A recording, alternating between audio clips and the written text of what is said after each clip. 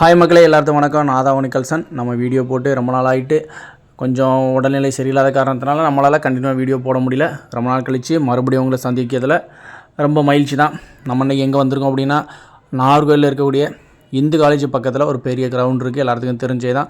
அங்கே தான் இந்த பொருட்காட்சி, சர்க்கஸ் நடக்குது, எல்லாமே அந்த இடத்துல தான் நடக்கும் அப்படின்னு உங்கள் எல்லாத்துக்கும் தெரியும். அங்கே தான் நம்மளும் வந்திருக்கோம்.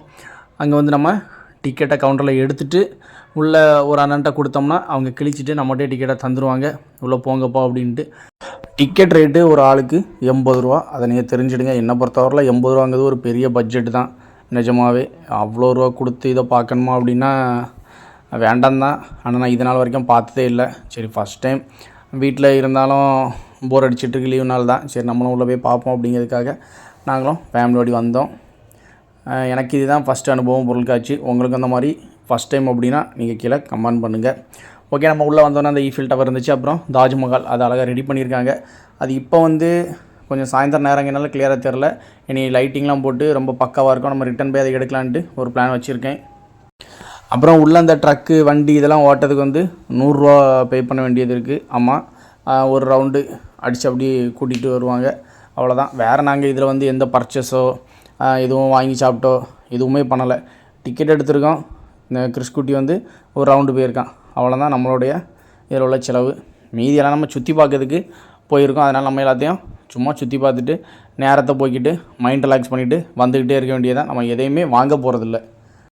அப்புறம் நம்ம தாஜ்மஹாலை எப்படி ரெடி பண்ணியிருக்காங்க அப்படின்ட்டு அதையும் சுற்றி பார்த்துக்கிட்டு, அப்புறம் அதுக்கு கீழே வந்து கொஞ்சம் ஃப்ரேம்ஸ், இந்த நேச்சுரலாக இந்த ஃப்ரேம்ஸ் வந்து ரெடி பண்ணியிருக்காங்க. நம்ம வந்து ஃபோட்டோ எடுக்கிறது மாதிரி அதிலேயே நம்ம நின்று ஃபோட்டோ எடுக்கலாம். நல்லா இருந்துச்சு. அந்த கிளிக்கையும் உங்களுக்கு காட்டுறேன், நீங்கள் பாருங்கள், கண்டிப்பாக உங்களுக்கு பிடிக்கும்.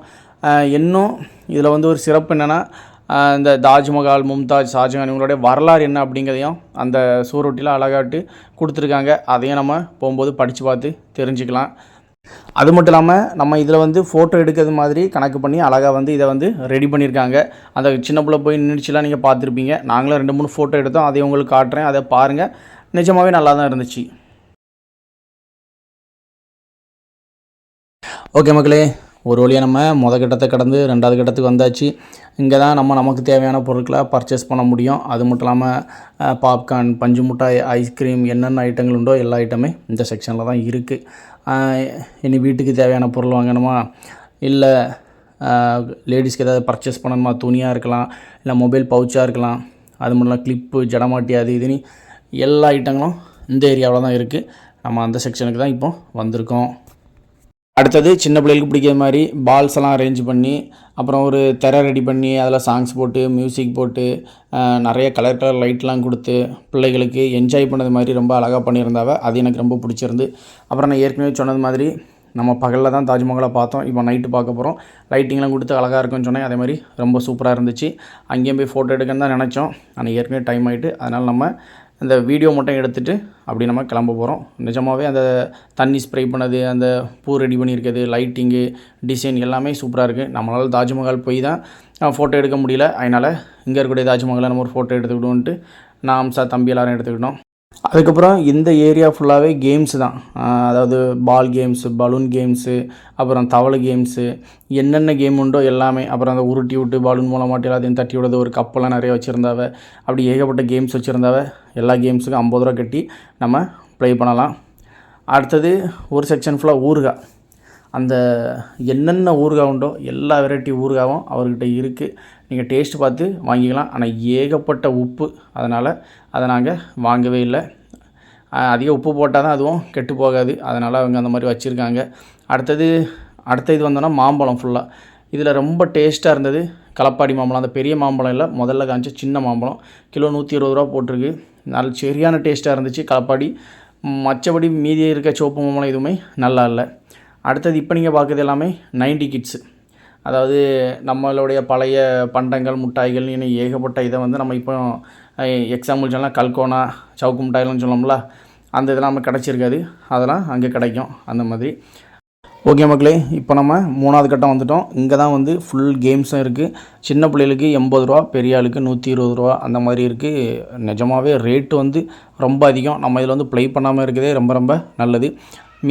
ஆக்சுவலாக எல்லா கேமுமே எந்த மாதிரினா, சும்மா அப்படி வண்டியில் உட்காருறது, அது கரங்கி கொண்டு போகிறது, அந்த மாதிரி ராட்டு, இல்லைனா இந்த குதிரை, ட்ரெயின், பஸ்ஸு, காரு இந்த மாதிரி தான் வச்சுருக்காவ. அதே இது இன்னொரு கேம்ஸ் இருந்து அது வந்து தண்ணியில் ப்ளே பண்ணது. நம்ம ஓனாகவே சின்ன பிள்ளைகளுக்கு மட்டும்தான், நமக்கு கிடையாது. அவங்களே ஓனாக ட்ரைவ் பண்ணது மாதிரி அந்த கேம்ஸ் வந்து எனக்கு ரொம்ப பிடிச்சிருந்து, ரொம்ப நல்லா இருந்துச்சு. சின்ன பிள்ளையில் ஒருத்தர் இடிச்சுக்கிட்டு ரொம்ப ஜாலியாக என்ஜாய் பண்ணாவ. அப்புறம் ஒரு ராட்சச ராட்டு ஒன்று கறங்கிட்டு இருந்து அது லைட்டிங் வந்து நல்லா இருந்துச்சு பார்க்கறதுக்கு. ரொம்ப சூப்பராக அதை வந்து ரெடி பண்ணியிருக்காவ. எல்லா கேமுமே கிட்டத்தட்ட கரங்கை தான், ஆளை தூக்கி கரைக்கி எறிய மாதிரி தான் இருக்குது. எல்லாம் தலை சுற்றி கீழே உள்ள மாதிரி எல்லா கேம்ஸும் வச்சுருக்காவ. அதெல்லாம் நம்ம எல்லாம் இருந்து போக முடியாது, சும்மா வேணால் எல்லாத்தையும் பார்க்கலாம். அது மட்டும் இல்லாமல் ரேட் ரொம்ப அதிகமாக இருக்கனால எந்த கேம்ஸுமே ப்ளே பண்ண முடியாது. சரி, ஓகே, அது இருக்கட்டும். முக்கியமாட்டு அடுத்தது எல்லாத்துக்கும் இதெல்லாம் சுற்றி ரவுண்ட் அடிச்சு வந்தோன்னா பசிக்கும். அதில் அதை கணக்கு பண்ணி அங்கேயே வந்து பெயில் பூரி, பானிபூரி, அப்புறம் பூரி அந்த மாதிரி வகையில் எல்லாத்தையும் ரெடி பண்ணி வச்சுருக்காவ. ஆனால் நம்ம அங்கே எதையுமே வாங்கக்கூடாது. ஏன் அப்படின்னு எல்லாமே ரேட் அதிகம். உண்மையை சொல்லப்போனால் ஒரு பெரிய பூரியை ஒன்று ரெடி பண்ணி கொடுக்காவ. ஒரு கிழங்கு 120 ரூபாயாம். பயங்கர நஷ்டம். அதுக்கு நம்ம வீட்டிலே வந்து சாப்பிட்றலாம். அதனால் மேக்ஸிமம் அங்கே வந்து சாப்பிட்றத அவாய்ட் பண்ணுங்கள், ரொம்ப ரொம்ப நல்லது. நம்மளும் பொருட்காட்சியும் முறையாக சுற்றி பார்த்தாச்சு, வெளியே கிளம்பிட்டோம். ஓகே மக்களே, இந்த பொருட்காட்சி உங்களுடைய அனுபவம் எப்படி இருந்து அப்படிங்கிறத கீழே கமெண்ட் பண்ணுங்கள். நம்ம மீண்டும் ஒரு காணொலியில் சந்திக்கலாம். உங்களுக்கு விடைபெறுவது மரியன் கல்சன். நெஞ்சு மக்களே, பாய் பாய்.